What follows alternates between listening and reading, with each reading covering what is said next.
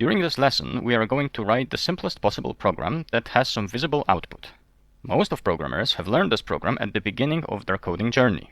The only thing that the program does is displaying text "Hello World" on the standard output. If you can run this program, it confirms that Python has been installed and works correctly on your machine. What shall we learn? Most importantly, we will write the very first program and we'll run it to see it working and feel how it is to be truly in control of the computation performed on our machine. We will also learn to use the print statement, the most basic output operation in Python. Last but not least, the concept of variables will be introduced. It will give us the power to retain data in the computer memory during the execution of our program, which is essential in programming. Before we start coding, I would like to let you know what software I will be using while creating these videos. First, please keep in mind that although I work on a laptop with GNU Linux operating system where Python is available by default, it can also be installed on any other operating system for personal computers, namely on Windows and iOS. Yet, I personally value my freedom and privacy, so I prefer to use a free operating system and other free software. At least for now, I do not install any special editor or development environment for creating Python code. Instead, I simply write the programs in the default universal plaintext editor in GNU Linux Ubuntu distribution, the program called gedit. It is lightweight and provides the level of customization that is sufficient for my needs. I may switch to a different free editor in future videos. Of course, I will be using Python 3 interpreter, the default one installed in Ubuntu operating system. Python 3 is also free software. No non-free program will be ever presented in my videos. If you want to know how to install Python 3 on a Windows or Mac computer, you may easily find this information in the internet. Simply just go to page python.org. This course will focus on the basics of Python language and introduction to programming in general, and it is not intended to teach you the setup of the computer.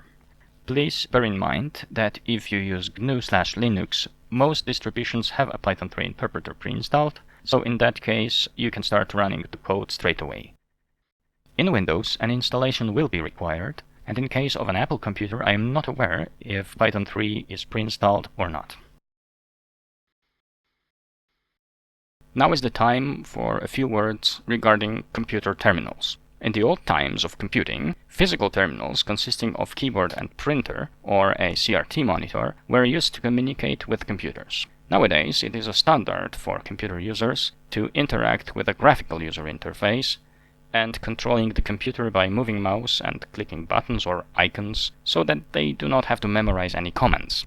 Nevertheless, emulated terminals are still used by computer professionals, mostly because it is much easier to automate jobs involved using terminal commands than to automate interactions with the graphical user interface.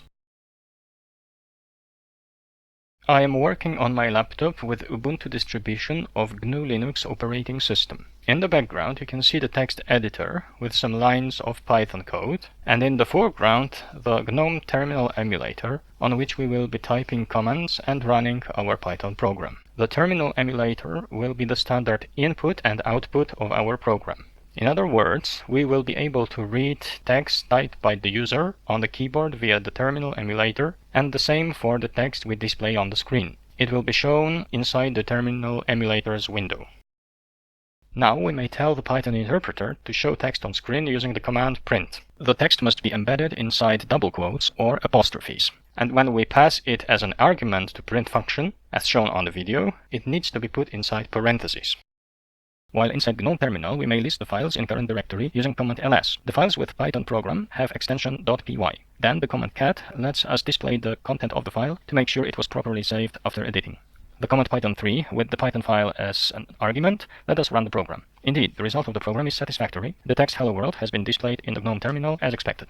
Now we will introduce an important concept in programming, that is, the variables. Variables are names to which we may assign values, and those values may be modified through the lifetime of the program running on our computer. These names are associated with addresses in the computer memory. We may store both text and numeric data using variables. Once the program is terminated, both the variables and the data are gone. I cleared the terminal emulator using the reset command. Now we will modify our program so that it uses variables to demonstrate their usage. First, I declare the variable myText simply by writing its name in the beginning of the line for the first time in the program, and next assign it the value of text hello world. MyText will be called a string variable and hello world a string value. Please note that in programming, the term string is used to refer to text. In other words, the variables of type string always contain text. Next, I will provide the name of my variable as the argument to the function print.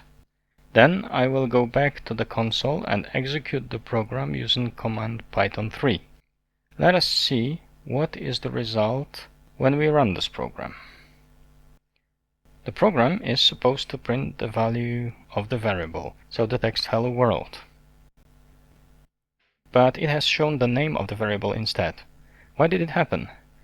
Please pause the video and try to guess what went wrong. The answer is that the name of the variable should have been provided as argument of print function without double quotes. Otherwise, it is not treated as a variable, but as a string constant containing the name of our variable. After the modification, the program returned the expected result. Now you know how to print text on the standard output and how to use variables in your Python programs. I hope you have enjoyed watching this video. If so, I encourage you to hit the like button and subscribe. See you next time.